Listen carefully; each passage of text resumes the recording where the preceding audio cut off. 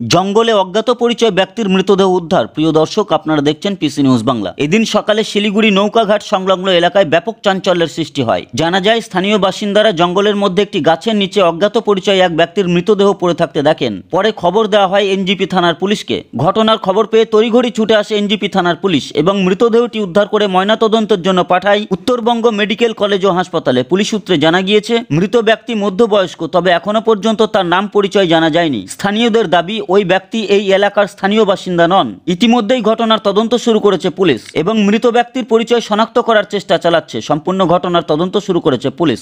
Bureau report, PC news Bangla.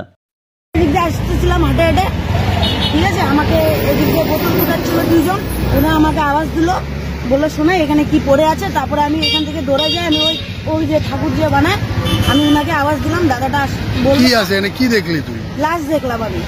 কে, ছেলে না মেয়ে আছে? জানি না আমি সেটা আমি ছেলে না মেয়ে জানি না। ছেলে। তোর নাম? সোনাই।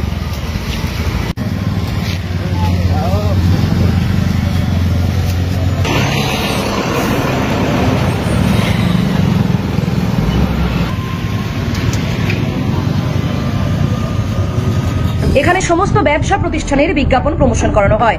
বিশদে জানতে আজই যোগাযোগ করুন। WhatsApp number 9434674111।